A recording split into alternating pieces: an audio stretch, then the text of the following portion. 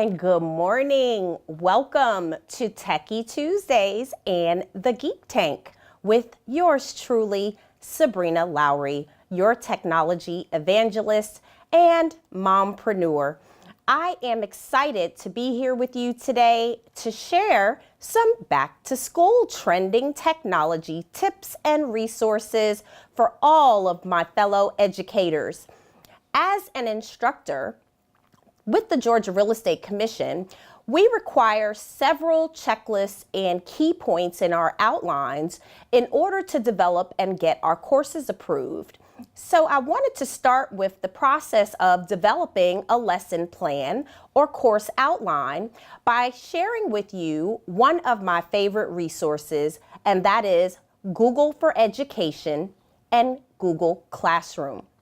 In the Google Classroom, you're able to create your class, identify the agenda or the course outline, and add your syllabus with any handouts if you need them, so that all of your students have a one-stop shop to retrieve all of their documents, information, and the resources that you are providing them for your particular class. Everyone's classroom environment is different. For me, I like high energy. I like a ton of technology. I want to have a very engaging PowerPoint presentation on the screen, as well as a physical handout that students can follow along with. I think it's imperative these days that we not only forget the traditional learning styles where people do take paper and pen, but that students are now note-taking on their smartphones, tablets, laptops, and other devices.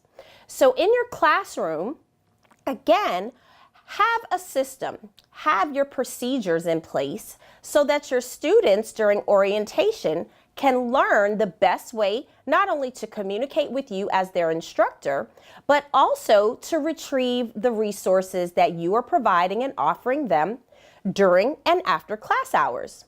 How many times as a student in college did you want so badly to have office hours with your professor, but didn't know how to get in touch with them?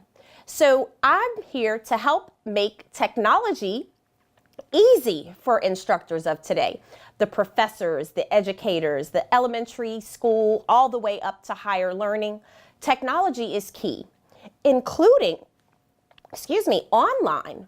online live stream class environment. That is something that I will be doing this fall with the University of North Georgia teaching real estate. And so when you think about how that environment works, not only do you have a classroom of students live in person present with you, but you also have to keep your offline or your online viewers engaged as well, because they're not physically present in the classroom with you. So you think about some ways that you can do that. You can make the technology fun.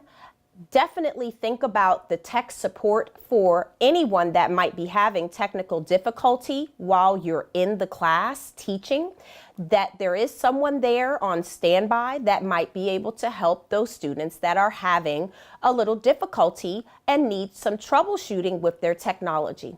Not everyone is equally tech savvy, and so keep that in mind for all of my teachers. Then we have the new age generation where we are actually learning from our younger generation.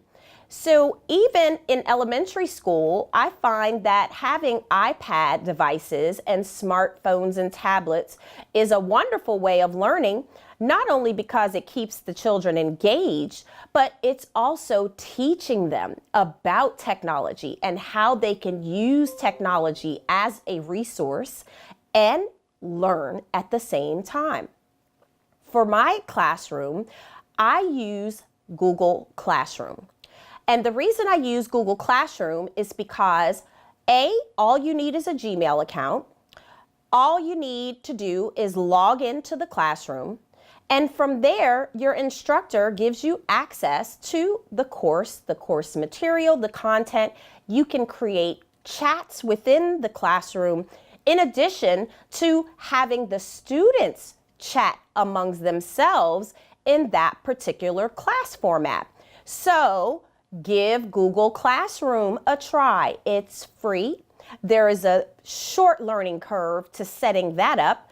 It's even an app on your phone that you can download on Google Play or the Apple Store.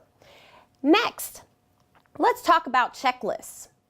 So in every classroom, there should be orientation. During orientation, most instructors and teachers and professors give you the list of supplies that you'll need for the class, the textbooks that you'll need, any online resources that you'll need to create a login or an account to get access, and so forth and so on.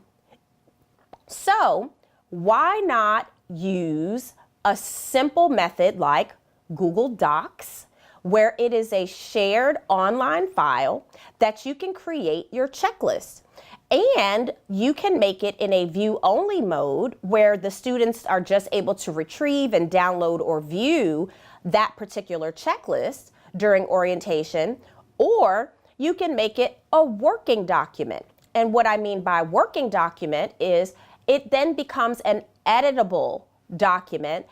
File sharing allows multiple users to add and delete content within a document. So if you're wanting your students involved and to create engagement, why not on the first day of class have all the students participate in helping you generate a checklist? It may be fun for some of you that are not afraid of technology, and for those of you that might feel a little bit intimidated that, oh, I might take too much time or something is going to go wrong, try it at home before you go into the classroom with it.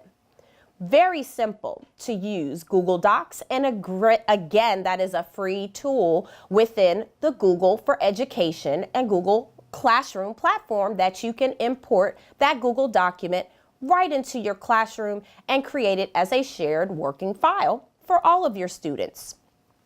So let's then go into maybe at orientation, you want all of the students to take a headshot photo so that you can begin to learn their names.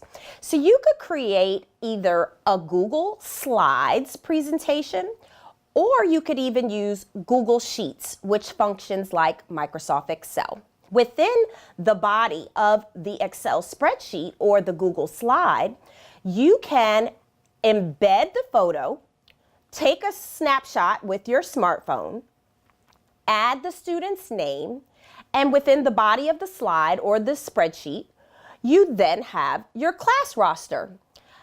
How awesome would it be to then have a shared classroom roster of your students so that all of the students can begin to learn each other's names and even maybe share with the parents of the students so they know who their children's new friends are. I'm all about community, and a classroom can be considered a community. Every teacher is different, so their style for teaching, their style for having their students engaged is always different. But with these days, you want to have technology in all aspects of your classroom. And so just starting with an icebreaker like a spreadsheet classroom roster, it wouldn't hurt. I think it would actually help create engagement. Not only that, but kids always love a selfie. And then you can create a photo-driven classroom roster, not just a name and an email and a phone number. But you can get creative and do all kinds of sweet things, like what's their favorite color or their pet or whatever other little notes that you might need in order to build your classroom roster. So give Google Docs, Google Sheets, and Google Slides a try. So now that orientation is over, let's think about the first weeks and months of class. You're really wanting some feedback about the students' level of education. So everybody comes in at a different level, right?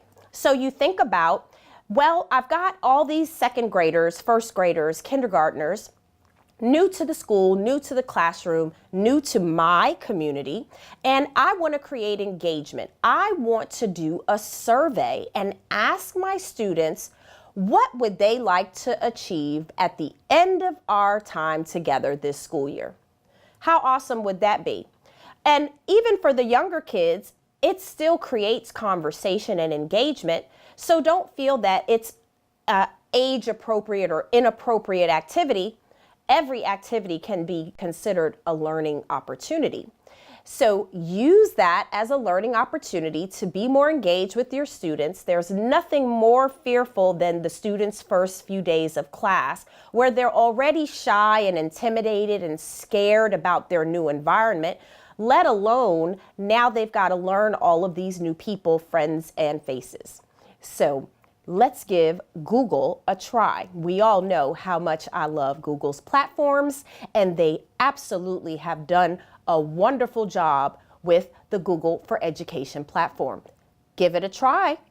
Most of the schools these days are on the Google platform, believe it or not. The higher learning institutions, all the way down to the elementary schools, are built on a foundation of Google.